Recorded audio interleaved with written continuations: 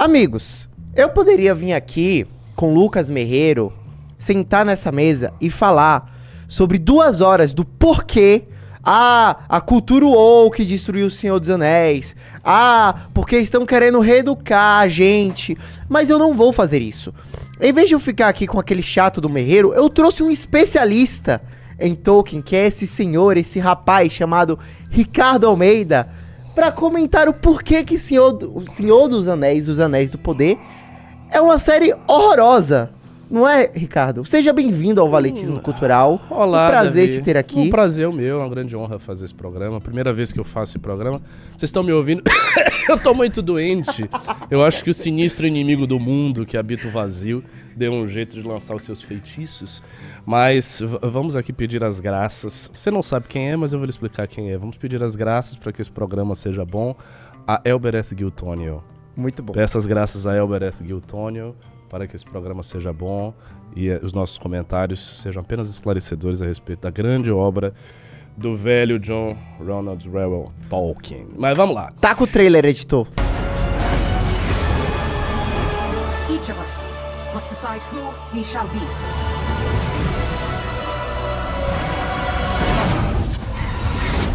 There can be no trust between hammer and rock. Eventually one or the other must surely break.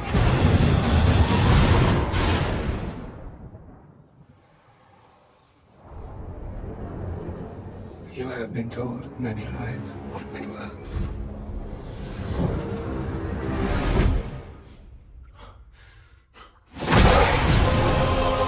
Então, eu acho que há mais para se dizer da série do que ela simplesmente horrorosa. Eu queria comentar várias partes, algumas partes que me incomodaram e algumas partes que eu gostei. Há adaptações na série que eu gostei. Inclusive, vou dizer até uma coisa que talvez soe polêmica para os fandões de Tolkien. Tem especificamente uma adaptação que não é canônica, que acontece na série de uma forma muito diferente da que ocorre nos livros, que eu gostei muito. Eu gostei, inclusive eu gostei até mais do que a forma como acontece nos livros. Eu achei muito poética a maneira como eles expressaram isso aí. Mas só para contextualizar um pouco, o Pirajá ele falou que eu sou um especialista. Eu não sou um especialista em Tolkien, mas de fato eu sou um fã de longa data de Tolkien. Eu li Os Senhor dos Anéis quando eu tinha uns 12 anos, já tenho 36, então já são 24 anos aí de convívio. E foi uma leitura abrasadora. Quando eu li aquilo ali eu fiquei tipo... Foi mais ou menos os 3 de uma tudo. vez? Eu li isso e depois procurei tudo que havia de Tolkien. Comecei a ler tudo que ele tinha publicado aqui no Brasil. Li tudo na época. Depois eu procurei vários sites. Tava chegando a internet na minha casa. Aí aprendi muito num site que ainda existe hoje, que é o site Valinor, que é uma grande comunidade de fãs. Tem um monte de texto lá, traduções. Tinha na época uma trivia, fórum, fui atrás de vários outros sites e conheci nesse processo um grupo de fãs de Tolkien chamado Conselho Branco. O Conselho Branco, antes que as pessoas achem que é alguma coisa, não tem nada a ver com racismo. Conselho Branco tá na moda falar que Tolkien vamos falar sobre isso. Podemos falar sobre isso. Conselho Branco é uma instituição, o nome faz alusão a um conselho que foi formado na Terceira Era, na era que vocês viram nos filmes, nos 3 filmes. Naquela era houve um conselho formado pelos maiores elfos, Galadriel, Elrond, e também pelos Istari, os magos, Gandalf e Saruman. E esse conselho era responsável por organizar a resistência a Sauron. Então, basicamente isso foi o Conselho Branco, e criaram essa instituição de fãs cujo nome é Conselho Branco. E aí eu conheci há muito tempo, aí foi umas reuniões deles, depois eles se dissolveram, sumiram, e aí muitos anos depois, muito por conta da iniciativa de um fã de Star Wars, o João, que é um fã super, super conhecido na comunidade de Star Wars, e aí ele foi fazer um evento de Star Wars. Foi na época do Hobbit e tal. Foi na época do Hobbit? Tava lançando o Hobbit, foi em 2012, 2013. Não. Quando lançou o Hobbit? Não. Então eu acho que foi antes. Salvo engano, foi antes. Ou ia lançar alguma coisa assim. E aí ele chamou um amigo meu pra que era tolkieniano também, pra estar nesse evento e tal. E aí eu fui, e a gente falou um monte no evento lá, para umas 200 pessoas. Foi no Teatro Eva Hertz, que você conhece, Sim. da Antiga Cultura. Sim. E daí a gente fundou o fã-clube de novo. Retomamos o Conselho Branco, criamos a Toca Bahia, seguimos nisso por vários anos, fazendo várias coisas, festas, encontros, palestras, etc. Tudo temática de Tolkien. Até que veio uma outra coisa pra eu ser voluntário, que me fez desistir disso, porque eu não conseguia conciliar as duas coisas. Sabe o que se chama? A segunda coisa que me fez desistir? O Movimento Brasil Livre. Que rouba a vida das pessoas e a felicidade. Eu era um voluntário apenas. Aí, pô, não dava pra ser voluntário fazendo manifestação e Sim. cuidando de coisas de Tolkien. Aí eu desisti. Aí a outra menina assumiu, a Marta. Aí teve várias coisas e hoje a Toca retomou com o rapaz, o Patrick, enfim. Só pra galera ter uma noção. Você gosta dos filmes? Gosto. Qual que é a sua relação Gosto, com o gosto. filme? Muito positiva. Eu gosto dos filmes. Eu já tive a oportunidade também de comentar isso no auditório grande pra uma galera sobre os filmes e eu defendi a adaptação. Tinha uns 2 fãs dos filmes muito rígidos com a adaptação, que eles não gostaram das coisas. Mas eu acho que os filmes que é o grande problema dessa série. Os filmes capturaram o espírito da obra de Tolkien. Então, nos filmes, os personagens principais eles estão muito bem caracterizados. Frodo tá magnífico, o Aragorn é aquilo ali, o Boromir tá bem caracterizado. Só o Faramir não foi muito bem caracterizado, é bem verdade, mas é um personagem mais secundário. A Elrond tá bem caracterizada. A Galadriel? A Galadriel, mais ou menos. Eu achei que o tipo de solenidade sombria que ela mostra ali poderia ser menos sombria e só mais cintilante. Mas tá relativamente bem caracterizada, também bem melhor do que esse aí. Então, assim, ele capturou o espírito. Havia muitas partes do livro, ele foi bastante fiel ao livro. O filme é visualmente também esplêndido. A trilha sonora do Howard Shore tá magnífica. Né? Quem não se lembra daquela música?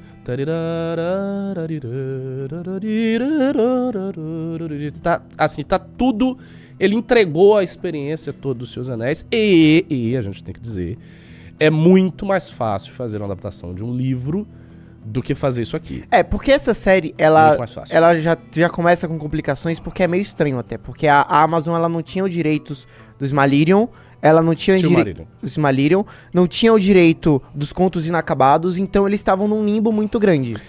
O que ocorre foi o seguinte, o Tolkien, ainda em vida, ele vendeu esses direitos das histórias da Terceira Era, né, dos Seus Anéis, a uma outra empresa. Isso é um rolo, enfim, muito grande. Eu sei que isso passou, caiu na mão da New Line e eles fizeram aquela adaptação.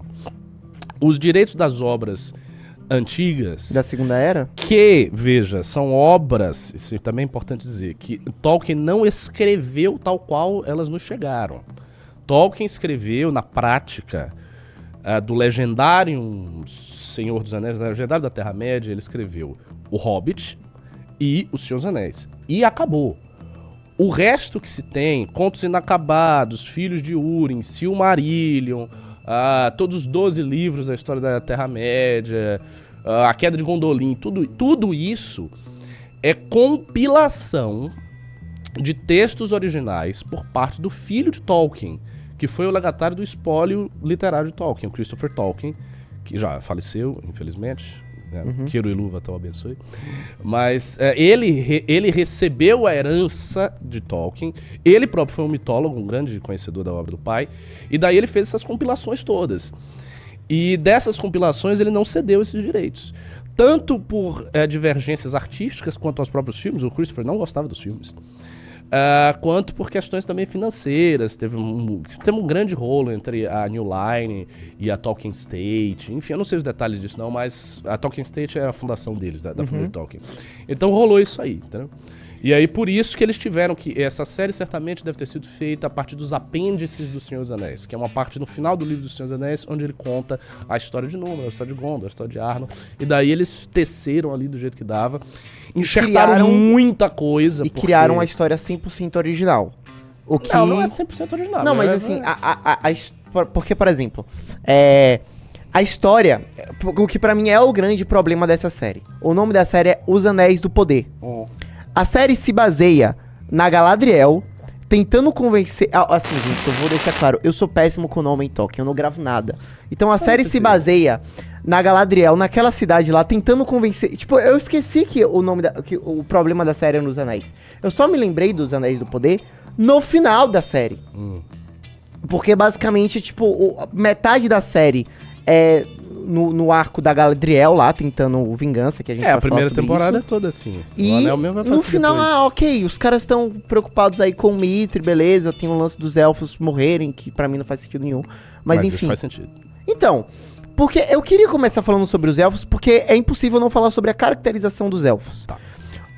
Nos filmes nos filmes do Senhor dos Anéis, os elfos, eles são todos bonitos lá, eles têm cabelo longo, tal, todos têm uma certa padronização.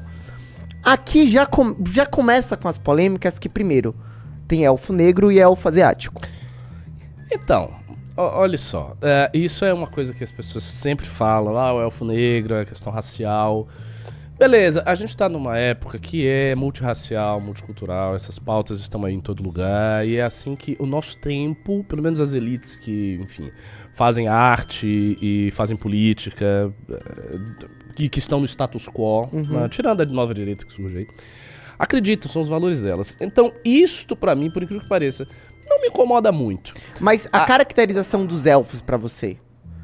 Física? Sim. Você fala? Por exemplo, a Galadriel até vai, mas o Elrond, que a galera compara muito o Elrond do filme com o Elrond da série. Mas o Elrond do filme também não é um cara bonito, né? Você vê, ele é um coroa meio... Não, mas ele parece mais um elfo do que o Elrond da série. Smith do Senhor Smith. do Matrix, não é exatamente um galã. Não, ok, o Elrond poderia ser diferente, poderia ser outro ator. Eu sinceramente, acho isso algo de menos importância. Eu vou dar um exemplo. Fala-se muito do Elfo Negro por causa do Arondir, porque ele é meio mulato e tal. Isso realmente é estranho. Eu não conheço referências no cânone tolkieniano pra justificar isso. Os elfos, eles têm diferenças de cor. Existe, a tez é mais pálida, mais branca, menos. Cabelos também, por exemplo, os Noldor, boa parte dos Noldor tinha cabelo preto. A Galadriel tem aquele cabelo loiro, muito caracteristicamente loiro, porque ela é da casa de Finarfin. E Finarfin, os descendentes de Finarfin, eles tinham esse cabelo loiro. Eles tinham uma aparência um pouco diferente. Mas os Noldor, de uma maneira geral, eles tinham cabelo preto. Eram parecidos com o Gil-galad. O Gil-galad é um Noldor bem, assim, visivelmente um Noldor. Agora, o Arondir pra mim, o melhor elfo da série. Aí você vai dizer, mas pô, a cor dele. Mas ele é um tem a bom... melhor cena da série, que é a cena que ele tá lutando lá dentro do negócio dos orcs, que é mó legal. É uma cena boa. É uma cena boa. Mas não é por isso. É porque ele está bem caracterizado pelo espírito. O que eu falo é o espírito? Se você olha o personagem, a maneira como ele fala, a maneira como ele age, como ele anda, tudo. Há em Arondir uma certa solenidade que vem do fato de que ele é um ser imortal. Ele viveu durante muito tempo. Ele se diz proveniente de Beleriand, que era um continente que foi afundado na grande guerra contra o inimigo do mundo, o mestre de Sauron, Morgoth.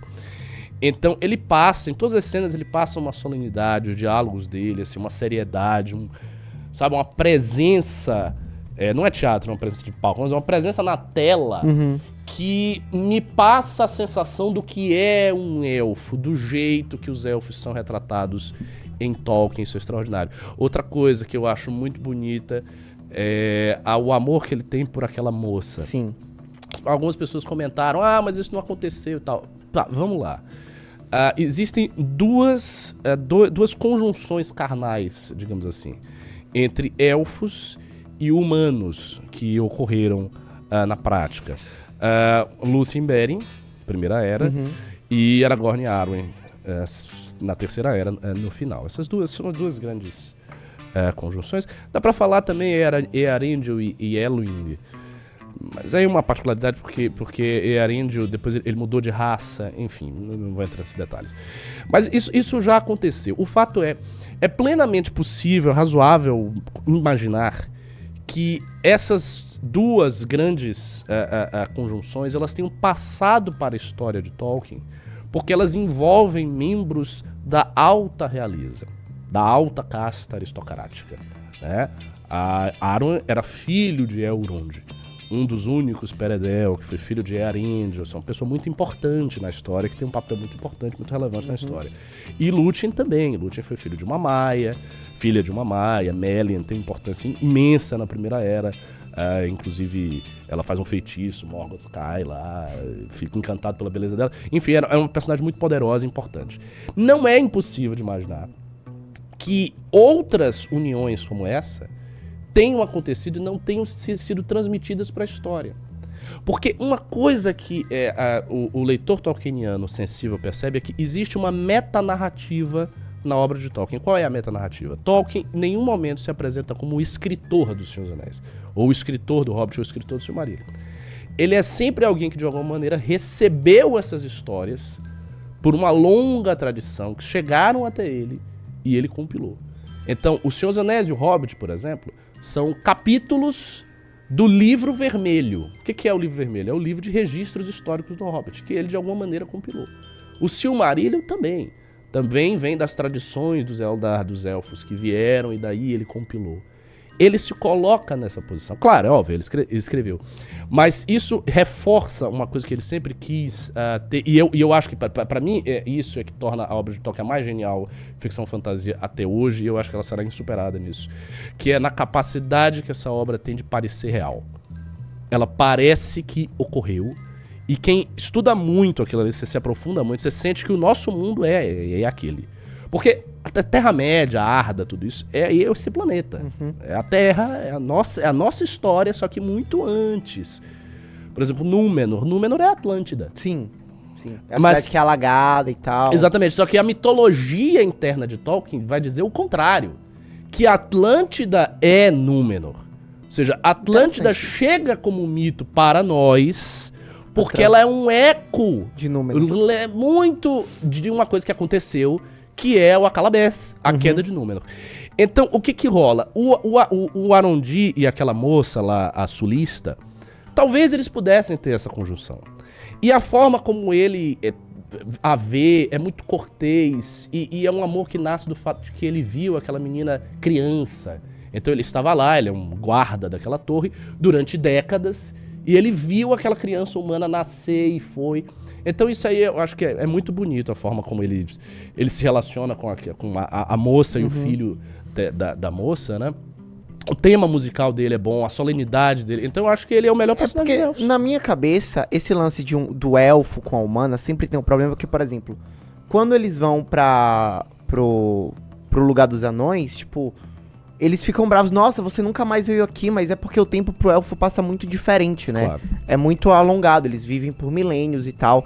Então, pra mim, é meio estranho pensar em uma relação de elfo e humano, porque o próprio Tolkien via, uma interpretação minha, via o tempo de forma diferente pros dois, sim, então por isso não seria possível essa relação. Sim, e de fato seria muito difícil, e de fato é muito raro, mas não é impossível que exista uma ou outra perdida... E que não tenha chegado a nós como chegaram os dois casos da grande realeza, enfim, dos personagens importantes. Então, eu acho ele um personagem brilhantemente caracterizado, muito bom. Mas... Então, aí eu quero perguntar pra você, que é a grande coisa que eu acho que você ia tocar nisso. A Galadriel. Quando saiu a primeira foto da Galadriel, a galera ficou reclamando, nossa, Galadriel guerreira e tal, não sei o quê. Reclamação boba, ela era guerreira. Então, todo o lance, o arco, a motivação da Galadriel se baseia em vingança. A série começa mostrando o irmão da Galadriel morrendo pro Sauron. Razoável. E aí ela vai pra Númenor e ela tenta convencer todo mundo que, tipo, a primeira temporada, o arco da primeira temporada da Galadriel se baseia ela tentar convencer as pessoas que a ameaça do Sauron é real. Razoável. Só que ela, pra mim, ela acaba entrando naquele estigma da personagem feminina moderna, que ela é chata, ela é metida, ela é previsível e ela não é vulnerável. E as motivações dela são todas individuais. Vulnerável eu diria que ela é, porque ela tem uma vulnerabilidade sexual, sabe? que é uma coisa, pra mim, isso é uma coisa bizarra. Então discorra sobre a Galadriel. O que é que você acha? Você acha que funciona a adaptação? Eu acho que a adaptação, e esse é o grande problema da série, porque o personagem central da série está muito mal. Então, a série é muito ruim, em grande medida, porque o personagem central da série está completamente mal caracterizado. Quando eu assisto, eu tento imaginar que é outra pessoa. Porque, assim, ela não tem nada a ver com a Galadriel da história. Ela é completamente diferente. E completamente diferente, eu vou dizer o quão diferente ela é. Primeiro, uma das primeiras cenas da série, ela indo no navio para Aman, para Valinor e tal. E daí ela se joga no mar. Isso, assim, isso é uma coisa ridícula. Isso é ridículo. Quer dizer, você tem uma elfa poderosíssima, uma Calaquende, que tá num navio, aí ela desiste e se joga e vai nadando. Isso é uma coisa assim, pra dar risada. Não, eu também, isso parece muito inverossímil, né? Inverossímil, lógico que é inverossímil. Ela vai, não, agora não. Ela passa, sei lá, quantos dias nadando pelo lá. Meu Deus, que coisa ridícula. Isso é absolutamente ridículo. Se ela desistisse, ela teria chamado um barco, ela ficaria numa ilha, sei lá, em Tal Eressëa, que era mais perto. Enfim, isso é patético, isso é muito ridículo. Segundo, isso é impossível. O fato dela estar indo é uma coisa que não faz sentido nenhum. Você deve lembrar que no filme, nos Seus Anéis, quando ela encontra a comitiva do Anel, ela tem aquele teste do anel, que ela diz, eu seria uma rainha, que é um pouco espalhafatosa a maneira como Peter Jackson figurou aquilo ali, mas ok, vai lá. E aí ela tem aquele teste, e aí ela se reduz, e ela diz, eu passei no teste, agora eu posso ir para o oeste. O que era esse teste? Um teste. O anel chegou, ela passou no teste, e agora ela pode ir embora. Isso tem uma significação que não é, dentro da história dos Senhor dos Anéis, perfeitamente esclarecida, mas isso está no cânone tolkieniano.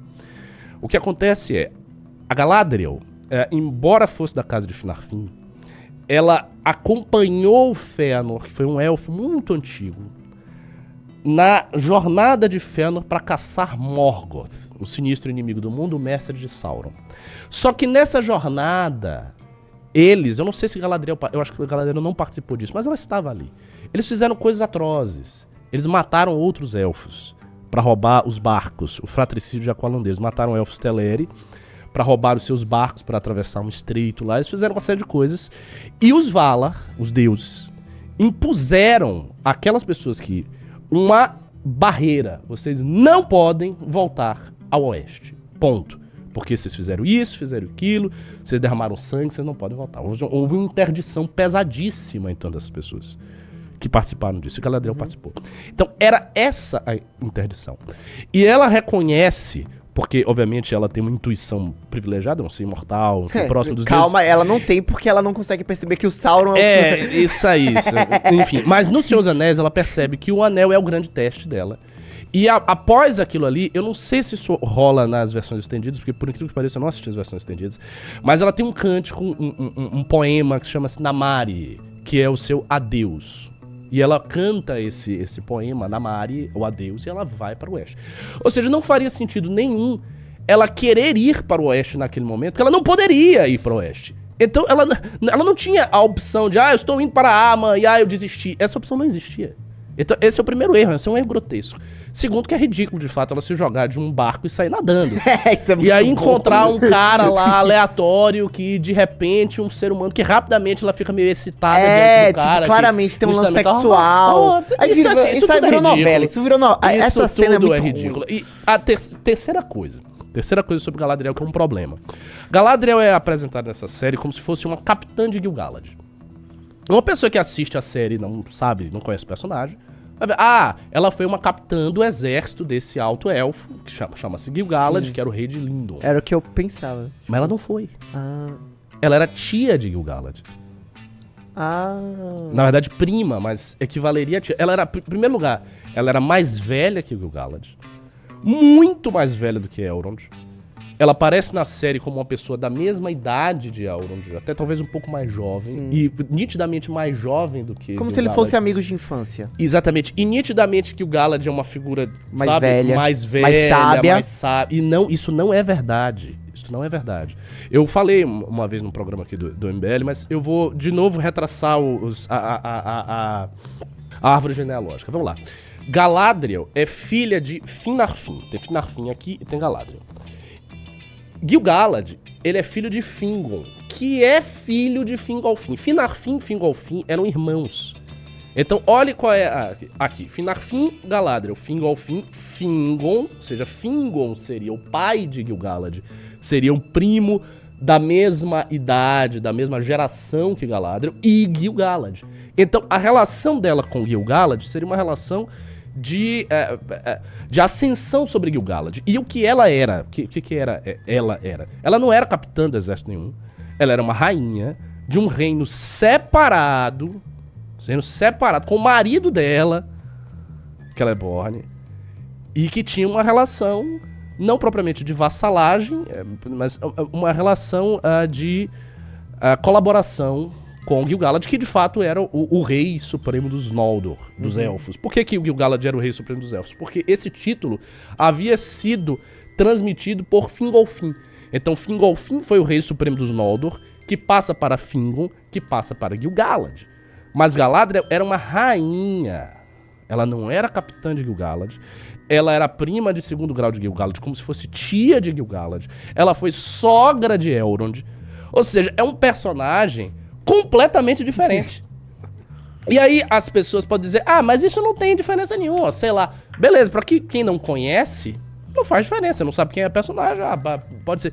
Mas quando você conhece, você olha assim na tela, você fica sem entender, você fica incomodado, porque é outra pessoa, eles fizeram outra criatura ali, cara. É tipo, eu fiz uma comparação pra quem conhece Game of Thrones. Sim. Como se você pegasse a Arya Stark, que é a irmã mais nova do Jon Snow, e aparecesse numa série que ela é a tia-avó do Jon Snow, cara. Não faz muito Isso sentido. é absurdo. Mas a parte guerreira dela Real. é real. É real. Essa é a reclamação, as pessoas reclamaram isso, é bobagem. Ela porque saiu... Eu acho que fica, é óbvio, né? Fica a imagem da Galadriel dos filmes, que é uma Galadriel muito poética, muito bela, é uma Galadriel mais mulher. Aí chega essa Galadriel aqui, tipo, a galera estranha. Eu acho que foi isso, acho que foi um choque do tipo, ok, são duas naturezas diferentes pra mesma personagem. Mas não é. Sim, eu imagino. Não é. O que rola é o seguinte, ali nos filmes, a Galadriel é a feiticeira branca. E ela era uma feiticeira desde sempre, porque assim, os elfos, eles são mágicos. Eles são seres inerentes mágicos, eles sabem usar magia. E eles usam magia. O irmão dela, Finrod Felagund, morre se confrontando Sauron. Que, aliás, é uma coisa que a série poderia ter mostrado de uma maneira muito mais interessante. O Finrod, na série, morre numa batalha, que ele é um dos soldados lá, capitães, e aí ele morre. Nessa batalha, que um monte de gente morre. Não é assim que ele morre. Ele morre pelo lobo, né? Ele morre numa luta 1 a 1 contra Sauron. Ele está enfrentando Sauron. Ele e Sauron diretamente, junto com Beren, eles se enfrentam com magia. Então o que rola é um enfrentamento de canções mágicas muito poderosas. Que um joga canção mágica contra o outro, eles lutam aquilo ali, Sauron vai se transformando e vai jogando canções mágicas. É uma batalha mágica muito poderosa que ocorre entre Finrod Felagund e Sauron. E Finrod é derrotado no final. O Sauron, depois de ter dado muito trabalho a Sauron. Ele realmente tem essa habilidade de se transformar em outras pessoas? Tem. Todos os Ainur, os espíritos, tanto os Vala quanto os Maia, eles têm uma habilidade transformativa muito maior do que qualquer outro. Porque eles não são seres encarnados. Então eles não têm, de fato, um corpo. A ligação do espírito e da carne nesses seres é uma ligação possível. Então eles assumem um determinado corpo, que eles podem se livrar e assumir um outro corpo. Claro, no final, por conta da malignidade e da relação cada vez mais crua com a materialidade, esses seres do mal, eles acabam perdendo isso. No final, por exemplo, o próprio Morgoth, mestre Sauron, ele perde isso e ele se torna simplesmente um guerreiro sombrio, preto, gigante, uma torre imensa, e daquela forma ele nunca mais vai ter outra forma. Vai acontecer a mesma coisa com o Sauron depois. Mas nesse período, quando ele vai a Eregion, ele assume de fato outra forma. Ele assume a forma bela, a forma do Anatar, do doador de presentes. Então toda essa parte é real, que está na segunda temporada. Isso é real, eles podem assumir realmente. No caso dos Stari, não, porque eles vêm já com o corpo mais enfraquecido. Mas é isso, a Galadriel é um personagem completamente diferente. E eu acho que é a coisa que mais me incomoda. E aí tem muitas cenas dela que são ridículas. Por exemplo, todo o arco dela em Númenor. Não, eu acho isso muito ruim, assim. São 4 episódios dela convencendo, pessoal, vamos pra guerra comigo, por favor. Tipo, pô, isso é muito chato. Tipo, ela fica dando voltas ali, a personagem não evolui. E mais do que chato, ela chega no salão de Tarmiriel, no salão de Númenor, e ela fala sem nenhum senso de diplomacia. Ela é totalmente agressiva. Então. Parece uma garotinha petulante que não sabe seu lugar. Isso é ridículo, porque ela é um personagem grandioso. É lógico que ela sabe o que é ser diplomática. Pô, a mulher tem milênios de idade, ela não... E chega lá e fala... Dando sabe? ordem, Aí vai, aí corre pra ver o rei. Que é uma cena ridícula. Aí tem aquela cena que ela prende as pessoas na cadeia. Que enquanto cena em si é feia demais. Porque aqueles soldados todos lerdos, dá um empurrão, os caras dentro da cadeia. Tudo isso é tosco, tudo isso é muito ruim. Eu acho isso tudo muito ruim. Toda a cena é muito ruim. E eu fico sempre pensando no que é o Arondir, o elfo. A Galadriel, o que ela deveria ser, a caracterização dela, deveria ser um Arondir superlativo. Ela deveria ser como ele. Mas muito mais solene, muito mais poderosa, muito mais impactante. E embora ela fosse guerreira, ela era guerreira na primeira era. Ela era guerreira. Ela deveria ser, as motivações psicológicas dela deveriam ser mesmo, e ela era impaciente, ela tinha essas características de ser impaciente e tal. Mas isso tinha que ser transmitido para o espectador como a impaciência quase de um deus. Seria quase, como é que eu vou dizer? Como se ela fosse quase um semideus, ela é muito poderosa. E esses atributos psíquicos dela parecessem os atributos de uma personagem grandiosa, entendeu? E ela não é grandiosa. Ela é só uma garota muito petulante, que tem uma excitação estranha por um humano, que depois se revela Sauron. E que ela é incapaz de descobrir que o cara é o Sauron, que pra mim é inacreditável. Não, e outra coisa, do Sauron também, nossa senhora. Ele chega em Eregion e ele fala lá com o Celebrimbor, né, o artífice. E se eu não estou enganado, porque eu revi agora, mas não cheguei até essa parte, ele já começa a fazer, já começa a ajudar a fazer anéis. Nossa, isso enquanto é ele bom. é um ser humano, não é isso? Sim. E aí ele meio que fica ensinando lá o Celebrimbor, o que não faz sentido nenhum, porque o Celebrimbor, ele é um artesão de milênios. Exatamente. E chega um humano lá e fala, Isso, você já pensou em fundir os anéis, os metais? Eu queria te perguntar sobre isso. Isso é ridículo. Um ser humano sem linhagem Sim. vai chegar no maior ferreiro élfico, que ninguém conhece quem é o maluco. Aí o cara já vai chegando assim, já vai dando ordem, Isso é muito e aí ele é incrivelmente genial, e também ninguém fica absolutamente espantado, como é possível. Não foi assim. E ele consegue convencer as pessoas de que é uma boa ideia colocar todo o poder do Mithril em uma coisa só. Até aí tudo bem, o problema é ele fazer isso enquanto um ser humano sem linhagem que chegou lá perrapado, que ninguém sabe quem é esse maluco. Isso não aconteceria, isso é muito inverossímil. E tem outra coisa também. O Sauron ajuda aquele Celebrimbor, isso é um fato. Só que ele já se apresenta desde o princípio Como Sauron? o Anatar. Não, como o Anatar. Como um ser alto, poderoso, que ninguém sabia direito a proveniência, mas que as pessoas o acolhem ali. E isso, assim, isso leva muitos anos. Claro, outra coisa que é um problema. A cronologia da série é toda... Então, eles não falam um ano toda- que a série se passa, né? A cronologia é toda absurda. Porque ela é absurda porque os fatos que estão retratados e que eles condensam tudo em um período são fatos que são separados por vários séculos. São vários fatos de vários séculos espremem separados. tudo, E eles Faz parecer que a série se passa uma Claro, semana. assim, eu acho que seria extremamente difícil fazer uma adaptação com períodos cronológicos de muitos séculos. Eu acho que ela ficaria quase inviável. Nesse sentido, eu até aceito que eles façam isso, eles espremam a cronologia, tentem, mas sempre é preciso que o espectador entenda que não é assim. Os eventos, eles estão completamente separados, estão bem separados. Agora, sobre todo o arco do Mithril com os anões, a série explica muito bem lá, mostra as árvores no início com o Balrog e tal, que por coincidência o Balrog, ele é igual ao dos filmes. Eu achava que eles iam mudar, mas não, é idêntico ao dos filmes. E fala que, olha, os elfos precisam do Mithril pra viver, e eu fiquei tipo, mas eles não eram imortais, aí fica nisso.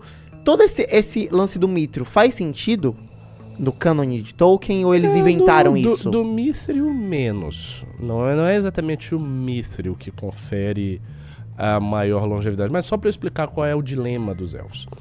De fato, os elfos são imortais. Independente mas se eles estiverem na terra deles ou... Mas aí é que tá.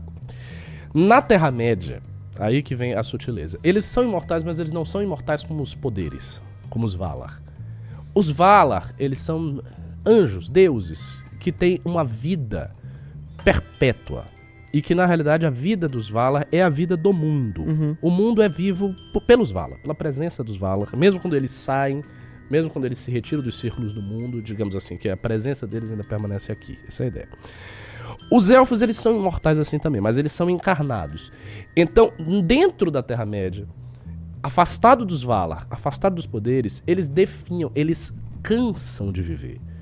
É como se os milênios fossem pesando para eles. Não é que eles morrem, mas eles vão cansando de viver. Esse cansaço de viver, àquela altura, já estava, digamos assim, evidente. Né? E aí eles, de fato, forjam os Três Anéis para dar um novo alento às suas próprias vidas e aos reinos onde eles estavam. Há no Senhor dos Anéis algumas descrições, trechos rapidamente escritos, que denotam a sensação que a comitiva do Anel tinha em Lothlórien, por exemplo, de que o tempo não passava. Mas o tempo parece que não passa. Não é que o tempo não passa, o tempo passa. Do ponto de vista, digamos assim, mecânico da linha do tempo, o tempo está passando. Mas era uma sensação de que as coisas ali pareciam perdurar, elas pareciam permanentes, elas pareciam mais contínuas, como se as folhas fossem mais verdes. Essa sensação de que o tempo não está passando, é oriunda da magia contida nos anéis. Mas não do Mithril em si. O Mithril é um metal maravilhoso, mas não é a magia. Os anéis são entes mágicos muito poderosos, em que se colocou muita magia. E eles têm essa função. Eles têm a função de resguardar a passagem do tempo dos elfos. De alongar a presença dos elfos na Terra-média. Sobretudo porque Gil-galad, que aliás no filme, na série é retratado como uma pessoa que não acredita muito que Sauron... Ao contrário, Gil-galad foi o primeiro a acreditar que Sauron estava retornando. Ele foi muito presciente nesse sentido. E o próprio Gil-galad entende que os elfos precisam permanecer na Terra-média. Porque vai vir a grande ameaça e eles têm que estar lá, e de fato é isso que acontece. Sobre a criação de Mordor, é daquele mesmo jeito mesmo, com os orcs? É um jeito muito espetaculoso, mas não tenho nada a dizer que é ruim. Agora vem a minha maior curiosidade, que eu fiquei pensando nisso a série inteira. Os pés peludos. Eu vou passar a impressão que eu tive como uma pessoa que leu apenas o Hobbit e os 2 primeiros livros e assistiu diversas vezes os filmes. A impressão que eu tive eles colocaram os pés peludos lá só para as pessoas terem a sinergia que elas tiveram com o Frodo e com o... Também. Mas os pés peludos, eles realmente são antecedentes dos Hobbits e... Eles são Hobbits. Eles são Hobbits. E o estranho, ele é o Gandalf. Ele é o Gandalf. Ele é o Gandalf. Ele é o Gandalf. Tá tudo certo aí, não tem... Não, porque, assim, dizer que tá tudo certo é forte. Não deles, está tudo certo. Dentro da narrativa da série, do arco deles é o mais largado. Pois aí é que está. Eu acho o arco deles o melhor pra mim. É mesmo? Eu gosto. Eu gosto da relação que ele tem com as 2 hobbitzinhas. Eu acho tudo muito fofo. E aí eu vou vir na adaptação, tá? Que eu falei que é melhor do que... Nos livros, os Starins chegam de Valinor num barco. Os Starins os magos, são os magos. Gandalf, tá? Eles chegam de barco, aportam nos Portos Cinzentos, Círdan fala com Mithrandir, com Gandalf, dá o anel na área pra ele e tal. Só que é descrito em várias passagens de Tolkien que os magos, eles não tinham conhecimento do mundo, que eles tiveram que aprender muitas coisas. Que eles, é como se quando eles viessem de lá, de Valinor, eles tivessem perdido muito conhecimento. E dentro da mente deles, o que subsistisse fossem ecos longínquos, intuições da música. Porque, note, isso é uma coisa também esplêndida da obra. Essas pessoas, elas criaram a história da humanidade, do mundo. Elas criaram um mundo. E elas prefiguraram a criação do mundo cantando uma música gloriosa que aconteceu antes da existência do mundo. E estavam todos lá. estava Melkor, estava Morgoth, quer dizer, que Melkor é Morgoth, estava Manwë, estava Varda, estava Yavanna Kementari, estava Gandalf, Olóri, estava Saruman, estava Sauron, estava todo mundo cantando ali. Então eles têm ecos de tudo o que aconteceu e o que vai acontecer. A mente deles é muito mais intuitiva do que se pode imaginar. Eles vislumbram o futuro, eles vislumbram coisas, eles têm uma intuição diferenciada. Só que eles perdem muito disso quando eles vêm dentro da forma de homens fracos e mais envelhecidos. E eles têm que palmilhar vagarosamente a jornada desse mundo para aprender as coisas de novo no mundo. Isso no livro, o diálogo que o Gandalf tem com Círdan, e ele chegando de barco, não, assim, pra mim, não mostra muito isso. Ele parece já compreender exatamente o que ele tá fazendo, e ele vem... E também não se fala muito como é que ele... das jornadas iniciais de Gandalf. Isso tudo é muito obscuro, não se sabe. O fato de que no filme ele venha como um cometa, pá, e apareça assim, sem entender nada, e quase que sem falar, e apenas tendo um vislumbre das estrelas. Eu achei isso assim, um achado de adaptação. Eu achei muito legal, muito legal. Até porque quando o mundo estava se formando, os poderes meio que vieram assim, eles vieram de fora do mundo. Eles aportaram aqui. Como é que eles aportaram? Eu fico pensando, como é que os poderes aportaram? Talvez eles tenham aportado de fora dos limites de Arda como cometas. Sabe, como estrelas poderosas que aqui caíram e daí foram fazendo esse mundo. Porque esse mundo, ele não era moldado, ele não tinha montanhas e rios, ele era uma massa amorfa. Era uma coisa meio demiúrgica que eles, os poderes, foram fazendo o mundo. Então o fato de Gandalf vir com o mundo já tá pronto, e ele cair justamente ali, e aí ter essa primeira interação com os hobbits, nada disso é real na história, mas eu achei uma adaptação muito legal. Eu gostei muito do personagem, dele assim balbuciando, entendendo as coisas. Uma outra coisa que eu gostei, isso está melhor na série do que no filme. O Gandalf é sensivelmente mais poderoso na série tem um do que no lance filme. dele, ele cria as frutas, né? Ele tem mais poder. Sim.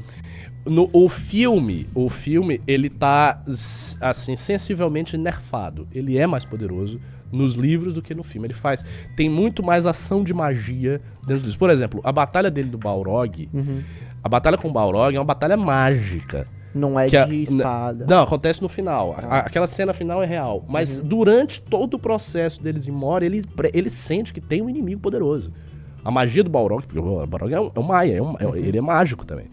E eles se enfrentam, e eles empurram uma porta com magia, a porta se despedaça, eles fazem coisas com magia, ele usa muito mais magia ao longo do livro. E eu gostei da maneira como ele aparece, que ele é mais poderoso, é meio que aquilo ali, eu acho que é desse jeito que seria. Os Hobbits. Há uma grande controvérsia sobre os Hobbits. O Júnior vai assistir isso aqui, ele vai odiar o que eu vou comentar.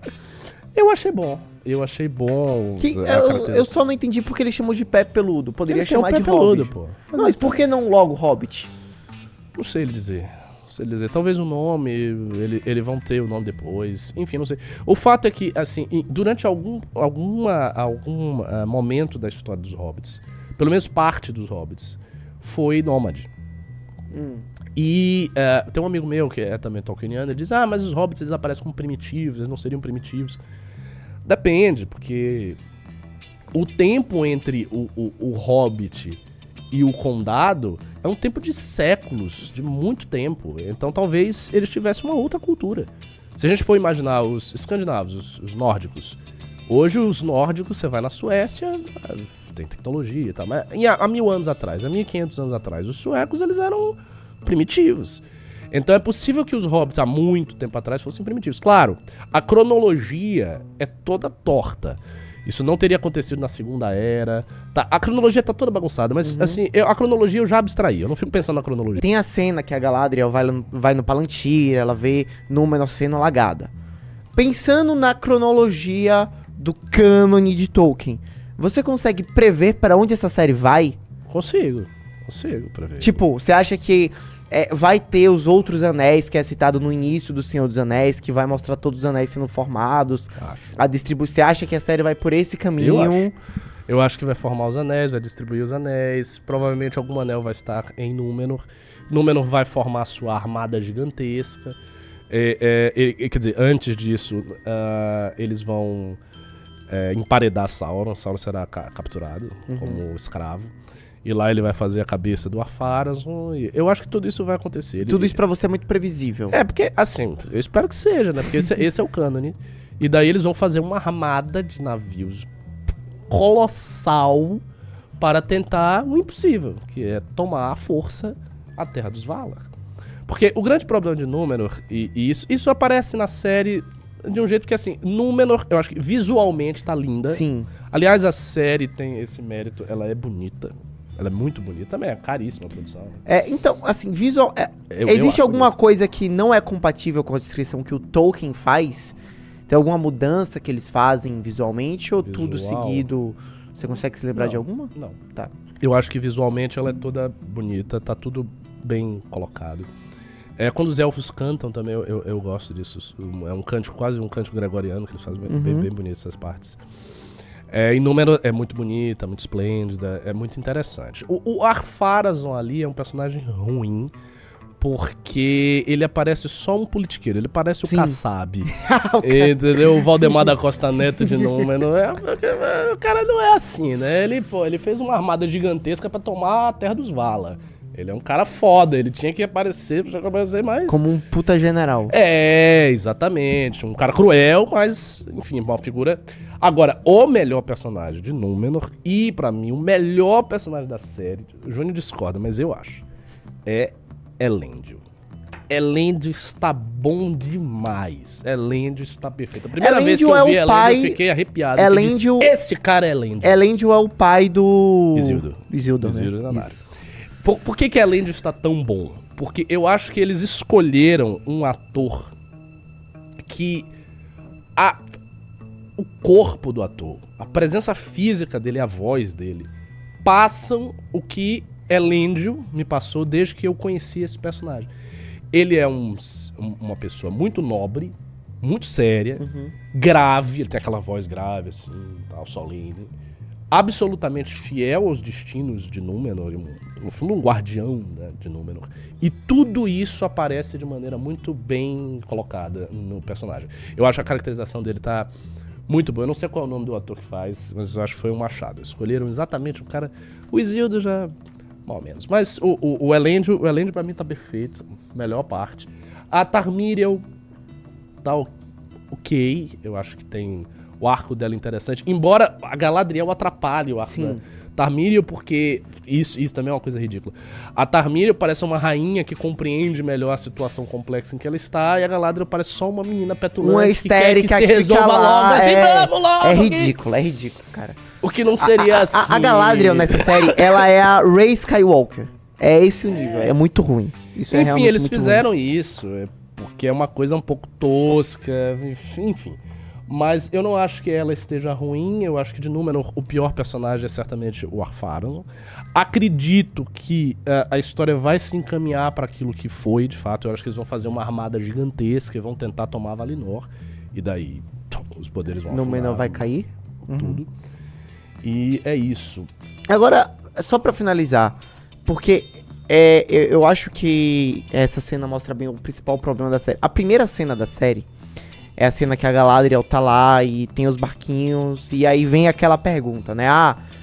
Qual a diferença entre barcos e pedras? E a resposta é ridícula, que os caras eles olham pra cima, não faz sentido nenhum.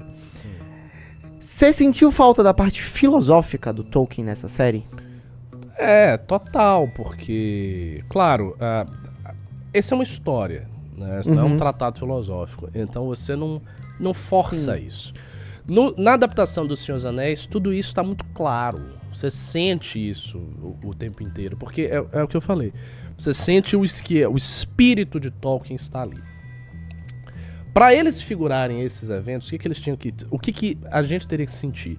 Nós teríamos que sentir uma história do Senhor dos Anéis, só que muito maior, muito mais solene, muito mais impactante, muito mais profunda.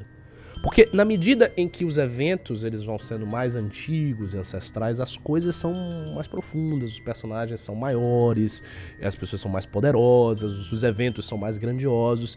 Então a solenidade ela vai aumentando cada vez mais. E isso não tem na série. Então, por exemplo, toda a questão da imortalidade dos elfos. Dava pra ter diálogos sobre isso belíssimos. Reflexões de Gil-galad belíssimas, mas não. Por exemplo, Gil-galad, ele parece só um rei, assim, meio chato. É um personagem muito pouco desenvolvido, eu acho. Elrond é um politiqueiro de Lindon. E é isso. Aí, assim, por exemplo, eles pegam algumas coisas de... Sei lá, meu pai foi grande, eu não sou grande o suficiente. Tá, beleza, mas assim, dá pra explorar essa sensação da menoridade diante dos seus ancestrais de uma maneira muito mais bonita, muito mais... Sabe, isso é mal feito. Por quê? Porque eu acho que o roteiro da série não foi bom. Eles fizeram um roteiro descuidado. Os roteiristas não entenderam direito o que eles estão trabalhando. E fizeram, no fundo, uma série popcorn, uma série pipoca. Sim. Pra galera assistir... Com afinal a série gastou 700 milhões de dólares. Mas entendeu? Tinha que cair nisso, tipo, né? toda a relação semissexual de Galadriel com Sauron, que é tudo isso, aquilo ali é tudo ridículo. É muito rápida a maneira como... Por isso que eu tô falando a diferença entre ela e Arondir. Arondir ama aquela menina, aquela mulher. Ele viu a mulher quando ela era criança. Ele foi desenvolvendo... Há uma poesia nisso. O cara tava lá na guarda élfica, cuidando daquele povo. E viu uma determinada mulher, que é, obviamente, uma mulher especial. Ela tanto é corajosa quanto é boa. E ele viu isso ao longo do tempo e se afeiçoou. Há uma coisa... Sabe? É assim que ocorre um amor entre pessoas muito nobres. Elfos são seres muito nobres na prática. Você tem que... Pra você saber o que é o amor entre esses seres, é preciso ler os autores antigos. Ler como aparece o amor entre Tristão e Isolda nas obras de Shakespeare, como aparece nos textos antigos da literatura universal. Como é que é o amor com pessoas muito nobres, pessoas de sentimentos altos, elevados. Então, ali sim. Mas a Galadriel com Sauron, não, é uma coisa muito rápida, ela simplesmente tá ali excitada, e o cara chega, aí tem aquelas cenas ridículas que o cara fala perto dela, aí ela fica meio assim... Sabe, é tosco, velho. Isso já seria tosco se fosse humano. Nesta época antiga tão solene, já seria uma coisa meio tosca. Isso é uma interação que a gente vê, sei lá, na baladinha aqui na Vila Madalena, tá ligado? Não é um negócio pra Galadriel, é esquisito. Então, não bate bem. Não bate bem. Outra coisa... A criação dos figura orcs. do Adar também. A criação dos orcs. Tá tudo condizente, é aquilo ali mesmo, escondidos e tal, aí vem Mordor, eles saem, tá tudo certo isso aí. Não tem nenhum absurdo. Não tem nenhum absurdo. De fato, os orcs... Quando o Sauron não está, os orcs meio que se... Eles ficam lá deles. Mas eles ficam... Não é que eles assim, somem, mas eles se dispersam, digamos assim. É como se Sauron fosse... O grande general. Aquele que coloca todos os orcs de volta. E isso é real. E os orcs também se multiplicam mais rápido quando estão sob Sauron. Agora, na segunda temporada, porque a gente não vai comentar a segunda temporada. Tá falando da primeira aqui, porque vamos voltar pra segunda temporada. No primeiro episódio tem um negócio que é o tão bizarro. É o Sauron Venom? Nossa, aquilo ali. Cara, é o seguinte. Aquilo ali foi a segunda temporada, a segunda temporada tá no episódio 5. Quando terminar, nós voltaremos aqui pra falar sobre a segunda temporada de Anéis. Tá melhor ou tá pior? Só fala isso. Tá pior. Tá pior? Nossa, eu sei que tem um Tom Bombadil agora, né? O Tom Bombadil. Tom Bombadil. Não, o Tom Bombadil está legal. Tá legal? Eu gostei. Então ótimo. Então voltaremos aqui pra falar da segunda temporada de Anéis do Poder. Sendo assim, Ricardo, obrigado. Baita aula sobre Tolkien. Hoje vamos falar que a gente vai fazer a segunda temporada e mais tarde a gente faz Senhor dos Anéis. Tá bom. A gente faz Senhor dos Anéis. Você disse que até hoje eu também, aí vai, mano, eu vou pegar, vou ver os 3 filmes, aí a gente vai comentar. Senhor dos Anéis dá pra elogiar muita coisa. Senhor dos Anéis foi uma adaptação, assim... Você gosta do Hobbit, dos filmes do Hobbit? Não, são bem ruins, Quando né? eu assisti o filme dos Hobbits, eu fiquei puto. Mas eu fiquei muito puto porque eu não tinha assistido isso aí. Se eu tivesse assistido isso aí, eu tava equilibrado. Porque o filme dos Hobbits é melhor do que isso aí. Mas o filme dos Hobbits já é... Agora, o problema do filme do Hobbit foi que eles quiseram ganhar dinheiro demais. Foi uma trilogia, não tinha necessidade da trilogia, né? Precisa de grana, entendeu? Não tinha necessidade da trilogia. É um livro pequeno, dá pra fazer um filme, dois filmes só. E alguns personagens foram alterados de um jeito que eu achei irritante. Por exemplo, pra mim a pior alteração foi Beorn. Beorn ficou péssimo no filme. Porque Beorn é aquele homem-urso. Ah, sim. Sabe aquele sei, cara? sei. Beorn no filme, ele parece tão sombrio. Uma figura sombria, assim. O espírito dele é estranho. Ele parece sombrio, ele tá sempre preocupado. O cara meio com aquele cabisbaixo, assim.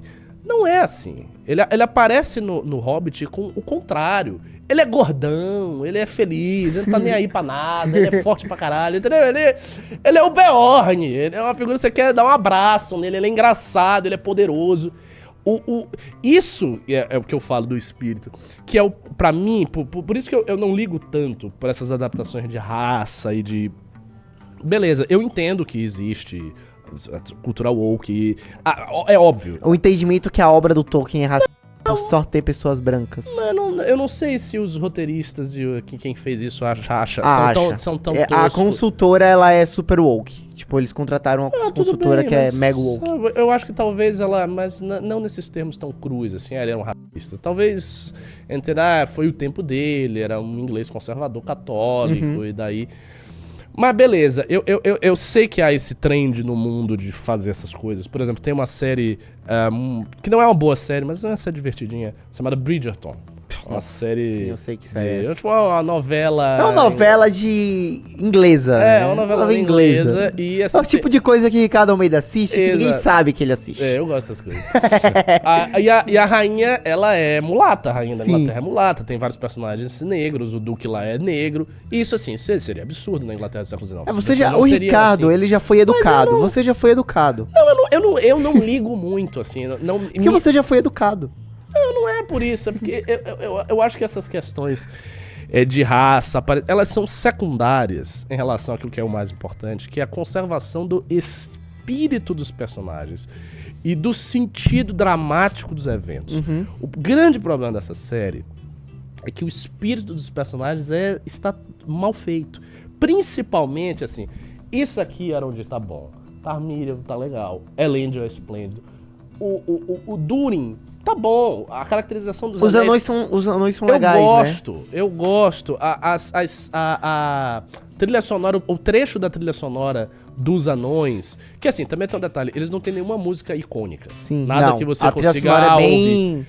Mas ao mesmo tempo, eles fizeram a trilha sonora adequada ao tipo de personagem. A dos elfos parece com os elfos, a dos homens parece com os homens, a dos anões parece com os anões, aquela música meio marcial e tal.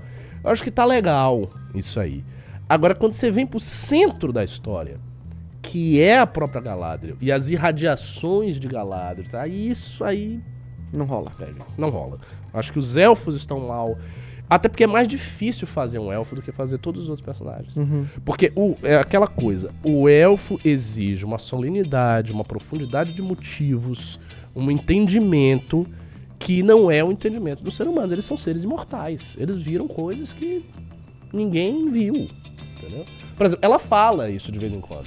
Ela chega e fala para os Númenóreanos, tipo, quando a ilha de vocês estava surgindo, eu já estava lá. Mas ela não parece isso. Ela não parece uma pessoa sábia, né? Exatamente. Embora ela fale isso, aí ela chega lá e fala um monte de merda no meio do salão, entendeu? Do real de Númenor, porque ela tá nervosa, tá com pressa. Não dá. Isso aí é foda. E esse é Ricardo Almeida puto com Senhor dos Anéis e os Anéis do Poder. Voltaremos aqui pra segunda temporada, que eu ainda não assisti. Eu só sei do lance do Sauron Venom, que é muito bom isso. O Sauron Venom é sensacional. E, Ricardo, muito obrigado. Baita episódio. Agradeço eu. Termine esse episódio com alguma referência élfica de despedida. Uma referência Uma fala de élfica, um despedida. poema élfico de sei despedida. lá, o adeus, né? Namari. Aí, pronto. Namari.